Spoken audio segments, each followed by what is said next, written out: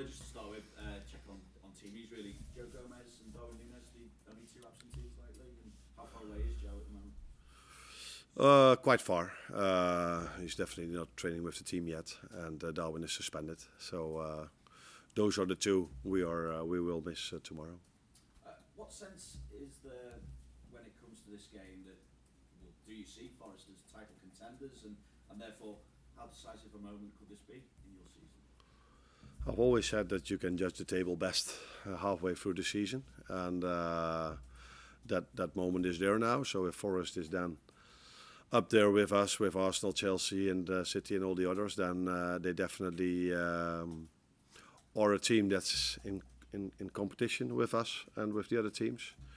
And they deserve to be treated like this if you look at the way they play, if you look at their results.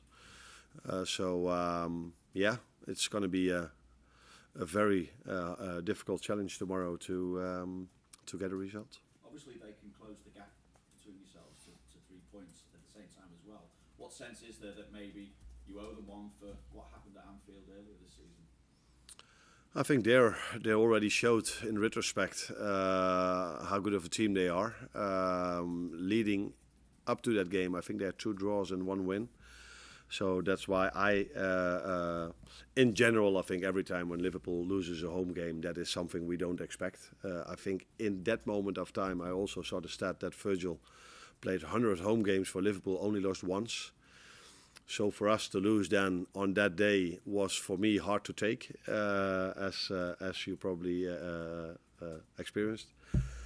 Now looking back at it and seeing where they are in the league, it's not as been such a shock result as I thought it was back then. So they had a very good game plan, changed the wingers that normally played and brought them in the end, and they made a difference. So although I expect their wingers that have done so well to be in the starting 11 tomorrow, is that something he changed back then, and that worked really well for them during that game. Given the players that you've got available now and the fact that you've got a couple missing for a game like this and very few injured at the moment, the way that you've managed the players, how much of an advantage do you think that will be now going into a really busy period when you see a lot of Premier League clubs around you that have got a lot of injuries? Yeah, but that is also there's also this moment. 2 weeks ago, or 3 weeks ago, or 2 months ago, or in 2 weeks, things can be totally different. But it's definitely helpful for every manager everywhere around the world to have all your players available, and that is what we almost have at the moment. And that's a very positive thing, because we play so many games, and not only us, all the teams that are in Europe here in England play a lot of games, because there's a League Cup and an FA Cup to be played in as well. So then it helps if they are available, but yeah, you can't compare all situations together. Some teams have squads that are even bigger than us. Some teams don't have a squad that's bigger than us. But the teams we are in competition with, of course, they would have loved to have all their players available. But there are also teams that have a lot of players in their squad. But ideally, like I said, you want to have all your players available. That's what we are having at the moment. Let's hope that almost all of them, we can continue going like this. And in terms of having seen some of the young players play at the weekend in the FA Cup game, how excited are you by the next crop of young players that are going to be coming through and you'll have at your disposal in the future? That's very important for every club, but especially for this club. I think I said it after the last League Cup game, not in Tottenham, but the one before. That this club always brought talents through the ranks. Is that the way you say it? Yeah. And it's nice to see that again there are a few youngsters that are having impact already in our training sessions. But like you saw in the game Saturday, also during the game, with Jadon scoring, with Rio having a good game, with Trey assisting to the fourth goal that Federico made. So it's always nice because it gives also good energy in the building. If youth and academy players train with us, do well, play with us, do well, that gives nice energy in the team as well. Arne, I can remember you saying earlier on in the season that the formation that you most liked to play against was a low low defensive block because you will have more possession. Nottingham Forest this season have got that system almost off to a fine art, as they showed at Anfield and in games since then. And why do you think they've been able to implement that in such a successful fashion? I know they have the pace in the wide areas with the fullbacks as well as the wingers, and very clever in midfield. It is going to be a difficult threat for you. Yeah, it definitely is. I think what every manager tries to do is find the game plan or the playing style that suits the players best, and I think that is what the manager of Nottingham, Nuno, did very well. So the playing style they have suits them really good. So they have a hard-working team. So without the ball, they work really hard. Chris Wood is a great example of that. But he's also a player that can hold the ball. And they have, like you said, very fast wingers and players on the midfield that can bring these wingers in promising positions. Mostly in counter-attacks, but they are not only counter-attacks. That's definitely not true. They've scored and been a threat by counter-attacks a lot, but they can also bring the ball if the ball is on the floor. So they hardly take the risk of build-up from the goalkeeper, but if they bring the ball to the floor, then you can see the quality they also have when they want to play. So I think Nuno did a great job in implementing a style of play that suits the players very well. Great to see Diogo Jota getting back on the score sheet at the weekend. He's had so many problems with injuries in the past 12 months or so, and different injuries. Will you devise a special programme to try and maintain his fitness levels and sort of manage his time? Because he can be such a fabulous addition for you, not just with his finishing where he's clinical, but he's so aggressive at the top end of the pitch. Yeah. I think we, for all of them, have for 80% the same program, and then the last 20% is for every player individual. So they do individual work in the gym as well. So it's not only for him that we have a special program. We try to have a special program for all the squad players we have. And it's true. He's like all the others, someone I like to have in my squad. I like to have him available, and.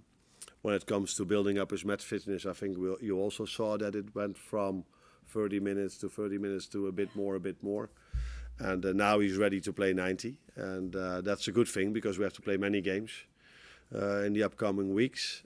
And it's nice to have him available, and hopefully he stays like this for the last 4 or 5 months. Thank you. Jota also wore the armband at the weekends. Been interesting hearing your views on what players bring off the pitch. Just wondering now, as obviously a senior member of that forward line, what is he like in amongst the group? A hard worker, what you see on the pitch as well. So tries to become a better player every single day. Is a player that is in my opinion good in both parts. So he's a threat when he's attacking, but for a number 9 like Chris Wood, I just said, he works really hard as well. And I think that's modern football. You need to have 11 players that work really hard. Back in the days when I played, you could be a number 10 like me that didn't do that much without the ball. But in modern football, that's impossible if you want to compete. And so Jota is he's an experienced player. So that was also one of the reasons why he wore the armband. I think he served the club the longest from the players that were in the team at that moment. So yeah, let's hope he stays fit.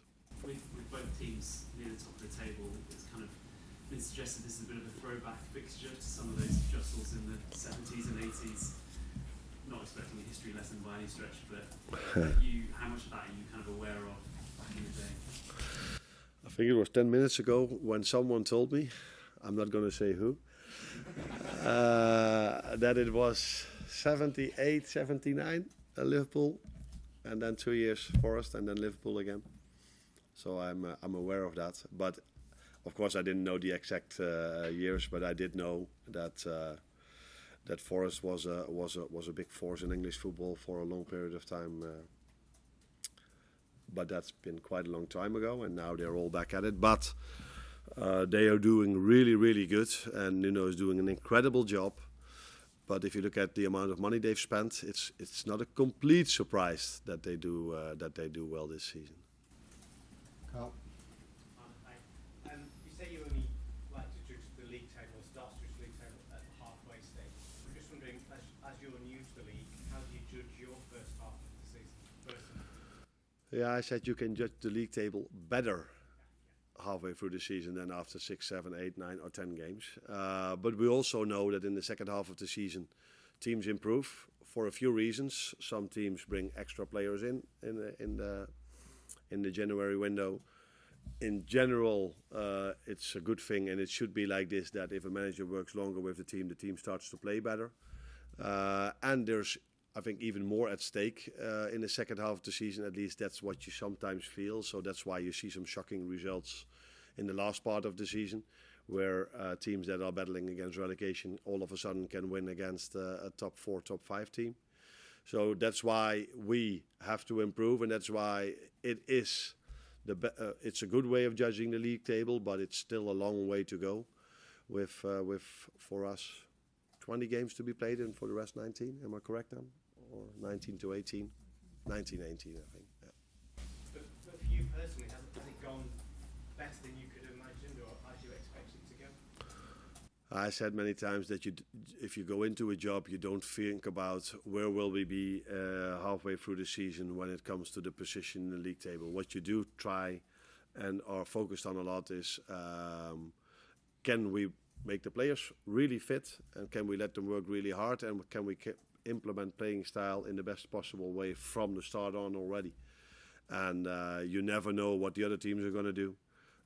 So I don't think any one of us would have expected to be where City is at the moment, although you can see already now that they are coming back, that they are winning their games in a way where we're all like, this is City again.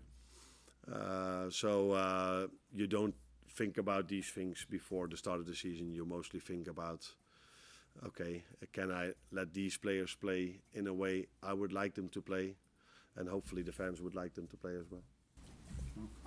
Liverpool scored more goals than anyone else in the Premier League this season, but they're coming up against a team who are on 5 consecutive clean sheets. Now, considering that they're not really giving up chances, let alone conceding goals at the moment, but Liverpool have won every single game which they've scored first. Do you think that the opening to this game might be more important than even some of the other games? I think the opening of a game is always very important, especially if you play an away game, because I assume, and I think I'm 100% right, that the atmosphere in the stadium will be fired up tomorrow before the game, and definitely from the start. So that makes it even more important to don't get that going even more. But yeah, they are a team that hardly concedes goals, and there's also a reason for that. They don't take the risk in build-up. So mostly when they lose a ball, they've got many players behind the ball. And if they do have to defend, I see 11 players that work really hard to prevent the other teams from scoring. That is something we have in common with Forrest, and that's probably also the reason why we are. Did we concede less or just as much? You're about the data. Just a few less. So there's that's probably the main reason why these teams don't concede a lot, because and then they have centre backs that can defend the box really well. So if you bring a lot of crosses in, it's not easy to score against them. We've experienced this at Anfield, because I looked the game back, and they didn't steal anything because we hardly created a chance. And they almost deserved to win, because they made us play a poor game, and they were doing really well in that game. So we know it's going to be tough, not only because we faced them a few months ago, but also we all see how special of a season it is for them. James? Arne, you mentioned then about watching the game back from September. What can your team learn from that? What do they need to do differently tomorrow night? I watched it back because I wanted to see what we did back then in terms of tactics and what we could do now. But I assume, but I'm not sure, of course, because I don't make the lineup for Forrest. But back then it was already a surprise for us that Hudson-Odoi and Elanga weren't playing. But they are playing so well now that it would again be a surprise to me if they don't start now. And back then they didn't start, and they played more with midfielders in these positions. So we have to wait and see. We are prepared for both, of course, but that we have to do better than that game, that is clear. And they have still similar playing style, like we still have the similar playing style. So we have to look into the details, what we can do better than that game. We watched one. Just on the title, when Bowie's come on centre back at Tottenham and played there, he's Accrington now, just as a testament to his attitude, because he hasn't had a lot of football in his favourite position this season. Is that a... He hasn't had a lot of football in his No. favourite position this season, so much is that a testament to his attitude. Testament means how positive that is from him as a person. Yeah, no, that is clear. So I asked Harvey to come into the room before we played that game, because I know Harvey wants to get his chance at the number 10 position. And because of not the injuries we have, but the players we didn't have available, I had to play him from the right. He did that really well, but for Jota it's the same, but I didn't even invite him in because I know what it... Harvey is also a very good person, but I know what kind of person Jota is. He's just, wherever you play me, I will do my best. Whenever you play me. So if it's 5 minutes before the end, he comes in and gives everything he has. And that might be normal for a lot of fans to hear. But for as long as I'm into football, I've seen players that had to come in 5 minutes before the end, also doing different things and showing different attitude than Jota shows. So he's an important part of our team. Every time we need him on the midfield, or even now as a centre back, because I didn't want to bring Ibu in 2 days after he played against United, and then after 20 minutes we already had to make the substitution. And he did really well, Jota, because the moment I took him out of our last line, we conceded.